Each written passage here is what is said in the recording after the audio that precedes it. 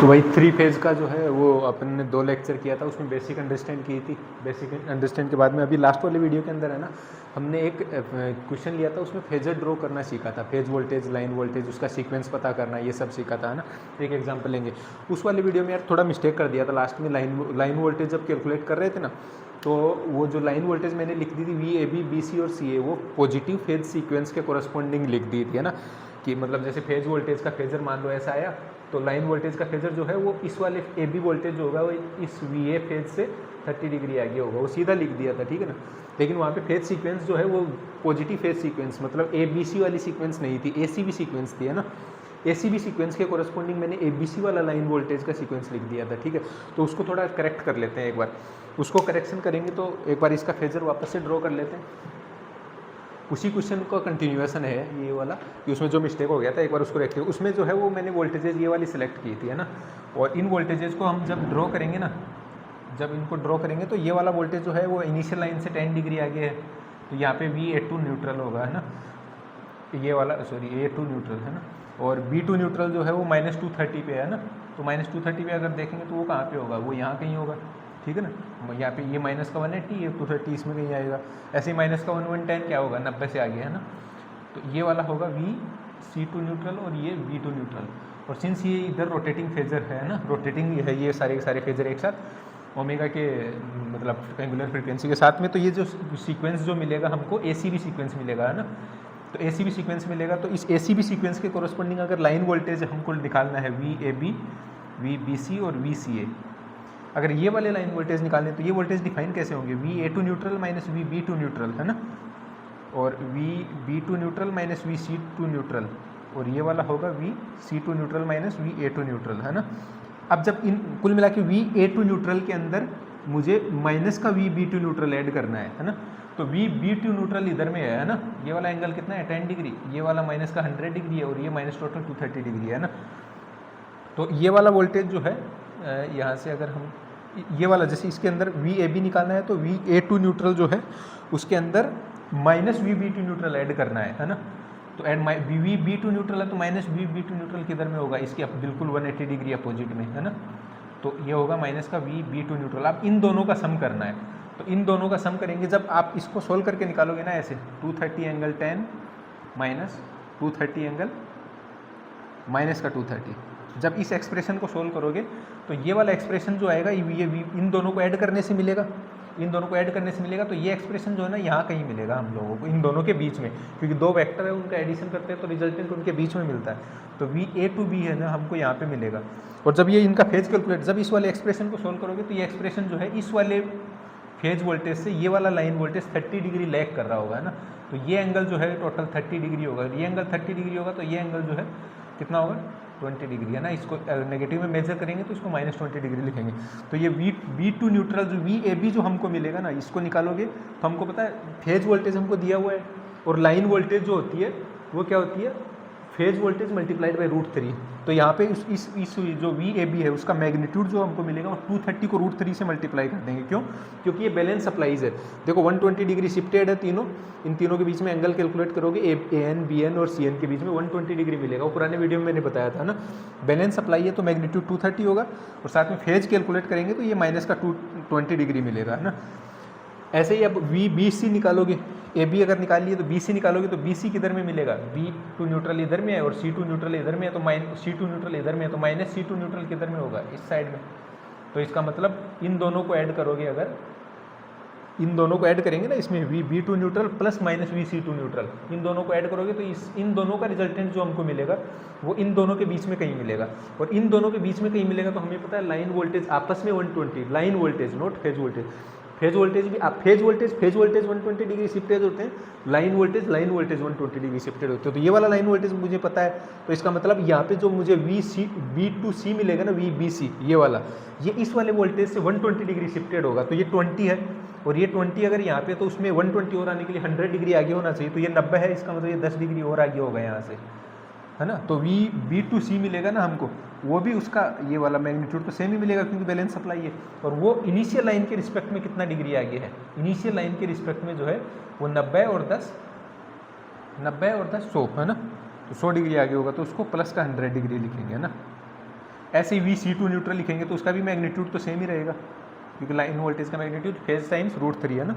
अब इसमें एंगल देखना है तो वो वाला जो है इससे -120 डिग्री होना चाहिए। इससे -120 डिग्री होने के लिए किधर में होगा, CA जो है वो इधर में कहीं होगा, उसका एंगल लिख लेंगे, कैलकुलेट कर लेंगे इनिशियल लाइन से कितना, इससे 120 डिग्री है और ये वाला 20 है तो कितना होगा, -140 होगा, है ना।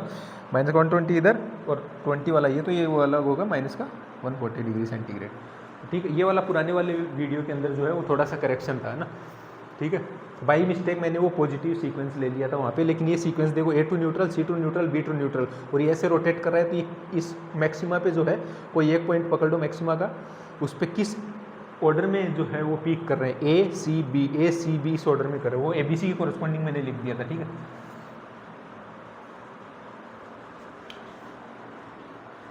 अब देखते हैं अपना ओरिजिनल क्वेश्चन, है ना, ये वाला।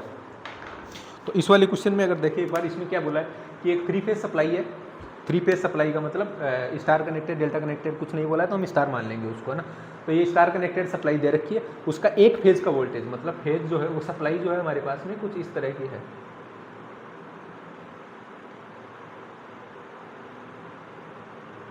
ठीक है ना। ऐसे 3 फेज सप्लाई ड्रॉ कर लिया करो अगर सप्लाई दे रखी हो तो, है ना। ये A फेज मान लेते हैं, ये B मान लेते हैं, ये C मान लेते हैं। अब इसमें बोला कि एक फेज वोल्टेज है, एक फेज है ना, उसका वोल्टेज 230 एंगल 30 है, और आपको पॉजिटिव सीक्वेंस मानते हुए बाकी के 2 फेज का वोल्टेज बताना है ना, ठीक है।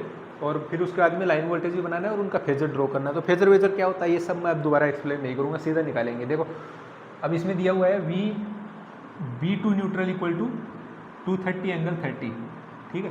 इसका मतलब इसका फेजर जो बनाएंगे B2 न्यूट्रल का, मतलब B फेज का जो गिवन वोल्टेज है उसका फेजर जो यहाँ पे ड्रॉ करेंगे वो +30 डिग्री आ गई इनिशियल लाइन से, इसका मतलब वो यहाँ कहीं है, ठीक है। इनिशियल लाइन से मेजर किए जाते हैं, रेफरेंस के साथ में हमेशा ये एंगल देखा जाता है ना। तो ये 230 और ये एंगल कितना है 30 डिग्री, ये वाला वोल्टेज हमको मिला B2 न्यूट्रल, ये दिया हुआ है। अब हमको पूछा है कि आप पॉजिटिव सीक्वेंस अज्यूम करते हुए ये बताओ बाकी के 2 फेज का वोल्टेज क्या है। तो पहली बात तो पॉजिटिव सीक्वेंस होगी तो किस ऑर्डर में देखेंगे, ABC ऑर्डर में देखेंगे, ठीक है ना। तो अगर B फेज यहाँ है तो A फेज इसके आगे होना चाहिए, क्यों, क्योंकि ये पूरा सिस्टम जो है वो किसी ओमेगा से रोटेट कर रहा है, किसी ओमेगा से रोटेट कर रहा है। तो अगर B यहाँ आ रहा है तो B के बाद में C आएगा, इसका मतलब C पीछे की तरफ होगा और A आगे की तरफ होगा। तो A जो है वो यहाँ कहीं होगा इसके आगे, है ना, और C जो है वो इसके पीछे में कहीं होगा, ताकि क्यों, ताकि एक पॉइंट यहाँ पर पकड़ लो, उस पर किस ऑर्डर में आएगा, ये B आएगा, इसके पीछे C है, फिर C आएगा, फिर C के पीछे A है, फिर एक के पीछे B है और C इस ऑर्डर में मिलेगा, तो हमको सीक्वेंस ABC मिल जाएगी। इसका मतलब जो हमको बाकी का 2 फेज वोल्टेज पूछा है, बाकी का 2 फेज का वोल्टेज पूछा है, और सिंस बैलेंस सप्लाई दी हुई है यहाँ पे देखो positive sequence along with balance supply, तो बैलेंस सप्लाई का मतलब इसका जो मैग्नीट्यूड है वही मैग्नीट्यूड बाकी फेजेज का भी होगा, और साथ में बाकी फेज, तीनों फेजेज आपस में एक दूसरे के साथ 120 डिग्री शिफ्टेड होंगे। तो पहली बार इतना तो मुझे मालूम है कि पॉजिटिव सीक्वेंस अगर दे रखा है तो A आगे होगा और C इसके पीछे होगा, ठीक है ना, ठीक है, और इसके आगे होगा और साथ में मैग्नीट्यूड उसका जो है वो वही होगा जो इसका दे रखा है। इसका मतलब VA2 न्यूट्रल जो हम लिखेंगे, फिर A फेज का वोल्टेज, उसका मैग्नीट्यूड तो हमारे पास 230 रहेगा, लेकिन वो A वोल्टेज जो होगा उसका फेजर इस वाले फेजर से 120 डिग्री आगे होगा। तो इसके अगर 120 डिग्री आगे होगा तो 30 ये है और 120 आगे हो तो कितना होगा 150। तो इसका मतलब VA2 न्यूट्रल जो है वो इन दोनों के बीच में, ध्यान रखना, 120 होगा। तो 30 ये तो, और रेफरेंस के रिस्पेक्ट में लिखा जाता है सबको, है ना, इस रेफरेंस इनिशियल लाइन के रिस्पेक्ट में। तो इनिशियल लाइन के रिस्पेक्ट में कितना एंगल हुआ, ये 120 है, तो ये टोटल एंगल कितना होगा 150 डिग्री। तो ये वाला जो है, ये वाला फेज वोल्टेज मिलेगा 150 डिग्री, ठीक है। ऐसे ही VC2 न्यूट्रल लिखेंगे, VC2 न्यूट्रल क्या होगा, इसके 120 डिग्री पीछे, ठीक है ना। तो VC2 न्यूट्रल उसका भी मैग्नीट्यूड सेम होगा, क्यों, क्योंकि बैलेंस सप्लाई दे रखा है, बैलेंस सप्लाई में magnitude same along with 120 degree phase shifted. तो इसका जो है ये वाला 30 डिग्री पे है, तो इससे 120 डिग्री पीछे होना चाहिए वो, तो 30 है और 120 पीछे होना चाहिए। तो 9 और 3 कितना होगा 12, तो वो बिल्कुल एकदम इस J ओमेगा एक्सिस पे होगा, है ना, इधर वाली पे 90 और 3 120 हो जाएगा ना। तो ये वाला जो VC2 न्यूट्रल होगा वो -90 डिग्री। देखो 120 मत लिख देना इसको, -120 मत लिख देना, क्योंकि सारे एंगल इनिशियल रेफरेंस के रिस्पेक्ट में लिखे जाते हैं। तो ये वाला जो है हमारे पास तीनों फेज का वोल्टेज मिल जाएगा, है ना। इसका मतलब इस फेज का वोल्टेज जो है वो हमको दे रखा है 230 एंगल 30, और एक का निकाल लिया हमने कितना 230 एंगल 150, और इसका निकाल लिया हमने 230 एंगल -90। अब ये हमारे पास तीनों फेज हो गए, VA2 neutral, VB2 neutral, VC2 neutral, और वो ये B2 न्यूट्रल हमको दिया हुआ है, मतलब B फेज का वोल्टेज दिया हुआ है, A फेज। अब देखो इसको ऑर्डर में देखो कौन से सीक्वेंस में आ रहा है। अब कोई भी ये जो है ये सारे के सारे क्या है 230, इसका देखो मैग्नीट्यूड कितना है 230, इसका मतलब ये सारे के सारे फेजर जो है ना 230 रेडियस के सर्कल में किसी ओमेगा से रोटेट कर रहे हैं। फेजर को ऐसे देखा करो आप, है ना, कि ये सारे के सारे का मैग्नीट्यूड 230 है, तो एक 230 का एक सर्कल लेंगे, उस 230 के सर्कल में ये पूरा ग्रुप तीनों फेजेस का एक साथ रोटेट कर रहा है किसी ओमेगा के साथ में, ठीक है ना। अगर ये ऐसे रोटेट कर रहा है तो अब हमको क्या पता करना है, इसमें लाइन वोल्टेज पता करना है, तो लाइन वोल्टेज पता करना है। और सिंस बैलेंस सप्लाई है हमारे पास में, फेज वोल्टेज बैलेंस है, फेज सीक्वेंस भी हमको पता है, तो निकाल सकते हैं। जैसे VA2 न्यूट्रल यहाँ पे है, तो हमको पता है कि लाइन वोल्टेज पॉजिटिव सीक्वेंस के केस में लाइन वोल्टेज जो होता है वो फेज वोल्टेज के केस, मतलब वो 3 फेज सप्लाई बैलेंस है तो लाइन वोल्टेज फेज वोल्टेज से लीड करता है 30 डिग्री, ठीक है। अब A to B निकालेंगे अगर हम, VAB, VBC और VCA निकालने हैं, लाइन वोल्टेज अब हमको निकालने हैं और फिर उनके फेजर भी ड्रॉ करने हैं, ठीक है ना। तो अगर VAN यहाँ पे है, हमको पता है VAB क्या होगा, VA2 neutral minus VB2 neutral, ठीक है ना। VA2 neutral minus VB2 neutral को मैं ऐसे बोल सकता हूँ ना कि ये वाला फेजर VA2 न्यूट्रल को ऐड कर रहा हूँ माइनस का VB2 न्यूट्रल के अंदर, लेकिन VBN मुझे पता है यहाँ पे है, तो VBN अगर यहाँ पे है तो माइनस VBN किधर में होगा, इधर में, तो ये होगा माइनस का VBN, तो माइनस का VBN, इसका मतलब इन दोनों को ऐड करूँगा तो इन दोनों के बीच में मुझे VAB मिलेगा। अब इन दोनों के बीच में अगर VAB मिलेगा तो मुझे पता है, एक तो सीधा लिख सकते हैं हम, है ना, इन दोनों के बीच में मिलेगा तो मुझे पता है VAB जो मिलेगा ना वो A वाले वोल्टेज से 30 डिग्री आगे होगा, तो A वाला वोल्टेज 150 पे है तो VAB जो है ना वो 180 पे आना चाहिए, ठीक है ना। और अब आप ही जो है ना उस एक्सप्रेशन को कैलकुलेटर से कैलकुलेट करना AN माइनस BN करके, ठीक है, और वो उसका फेज एंगल 180 और मैग्नीट्यूड जो है, अब इतना देखो मैं साफ साफ इसमें सीधा लिख सकते हैं लाइन वोल्टेज को कि फेज वोल्टेज और लाइन वोल्टेज के में अंदर मैग्नीट्यूड में क्या रिलेशन होता है, लाइन वोल्टेज √3 टाइम्स ज़्यादा होता है ना, तो इसका जो लाइन में वोल्टेज होगा उसका मैग्नीट्यूड जो होगा वो 230 √3 टाइम्स ज़्यादा होगा फेज वोल्टेज से। फेज वोल्टेज 230 है, लाइन वोल्टेज 230 √3 होगा, ठीक है। 230 √3 अगर लाइन वोल्टेज होगा तो इसका फेज डिफरेंस कितना होगा, मुझे पता है लाइन वोल्टेज बैलेंस है, ये वाला फेज वोल्टेज बैलेंस है और पॉजिटिव फेज सीक्वेंस है, तो VAB जो है वो A2 न्यूट्रल से 30 डिग्री लीड करता है, लाइन वोल्टेज फेज वोल्टेज से 30 डिग्री लीड करता है। तो यहाँ पे अगर ये वाला वोल्टेज 30 डिग्री लीड करवाना है तो ये वाला 150 है, इससे 30 डिग्री लीड करेगा तो वो 180 पे आएगा, तो ये वाला एंगल जो है वो 180 बनेगा।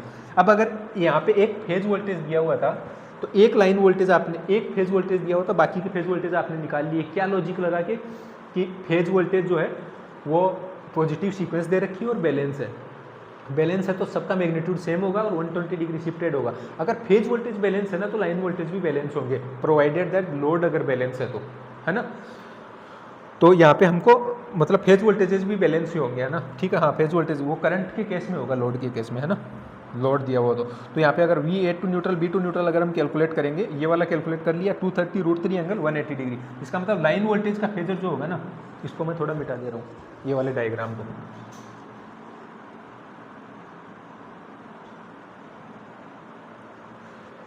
जो लाइन वोल्टेज मुझे इसमें मिलेगा वो लाइन वोल्टेज का मैग्नीट्यूड कितना है 230 √3, इसका फेज वोल्टेज का मैग्नीट्यूड 230 था, तो ये सारे के सारे फेजर जो है वो 230 के सर्कल में जो है वो रोटेट कर रहे थे, ठीक है, ओमेगा के साथ में। लेकिन लाइन वोल्टेज का मैग्नीट्यूड कितना है 230 √3, तो 230 √3 230 से ज़्यादा होगा, इसका मतलब ये जो VAB होगा ना उसका मैग्नीट्यूड जो है वो यहाँ से यहाँ तक 230 √3 होगा, 230 √3 होगा मैग्नीट्यूड VAB लाइन का, line voltage VAB equal to, और उसका फेज कितना है 180 है, तो वो इस एक्सिस पे आएगा कहीं ना कहीं। अब VAB अगर मिल गया तो अब हमें पता है लाइन वोल्टेज भी आपस में बैलेंस होती है, जैसे फेज वोल्टेज बैलेंस मान के ये कैलकुलेट किए, लाइन वोल्टेज भी बैलेंस होती है, बैलेंस होंगी फेज इस केस में, तो वो आपस में उनका मैग्नीट्यूड सेम होगा और साथ में उनका फेज डिफरेंस भी 120, उनका भी फेज डिफरेंस 120 होगा, लाइन का 120 होगा, ठीक है ना। जैसे यहाँ पे VBC निकालेंगे तो उसका मैग्नीट्यूड भी 230 √3 मिलेगा, लेकिन वो जो है ना वो इसके साथ ये BC सीक्वेंस होगा ना वो 120 पीछे होगा इसके लिए, ठीक है ना। जैसे हमारे को B कहाँ पे मिला है, यहाँ पे मिला है, BC चाहिए हमको, तो B माइनस C करेंगे तो C आए तो माइनस C आएगा, तो इन दोनों के बीच में कहीं आएगा, इसका मतलब इसके 120 डिग्री पीछे आएगा, तो 180 में से 120 घटाओगे तो कितना आएगा 60 डिग्री, ठीक है ना। तो ये वाला प्लस 60 डिग्री के साथ में आएगा, मतलब ये हमारे को वी ए बी यहाँ पे मिल गया, वी बी सी कहाँ मिलेगा, वी बी सी जो है वो हमको यहाँ मिलेगा, ठीक है ना, 230√3 एंगल 60, ठीक है ना, मतलब 230√3 मैग्नीट्यूड के साथ वी बी सी हमको यहाँ मिलेगा। अब ए बी मिल गया, बी सी मिल गया, तो सी ए कहाँ मिलेगा, सी यहाँ है, ए यहाँ है, तो माइनस ए सी लाने के बाद में कहाँ मिलेगा, इस वाले के अंदर कहीं ना कहीं मिलेगा वी सी ए, ठीक है। अब इसको लिखेंगे तो since phase voltages line voltages आपस में बैलेंस है तो मैग्नीट्यूड तो सेम ही रहेगा। अब इसके साथ में 120 डिग्री पीछे कर दो उसको, तो ये वाला एंगल कितना था 60 डिग्री, और ये वाला एंगल अगर 60 डिग्री था ये वाला, तो 60 और इसके 120 डिग्री पीछे, मतलब ये -60 पे रहेगा, है ना, तो -60 पे रहेगा तो इसको लिखेंगे -60, ठीक है ना। तो ये वाली हमारी होंगी लाइन वोल्टेज। अब देखो लाइन वोल्टेज अपने आप में 3 ग्रुप है, तो ये वाले जो लाइन वोल्टेज जैसे फेज वोल्टेज थे ना, V A to neutral, B to neutral, C to neutral, ये वाले 230 मैग्नीट्यूड या रेडियस के सर्कल में जो है ओमेगा से रोटेट कर रहे थे, वैसे ही फेज वोल्टेज ये लाइन वोल्टेज होंगे ना, वो 230√3 रेडियस के सर्कल में ओमेगा से रोटेट कर रहे होंगे, है ना, इसी पेयर के अंदर। तो एक 230√3 का सर्कल अगर हम ड्रॉ करें तो वो कुछ इस तरह का दिखेगा, ठीक है।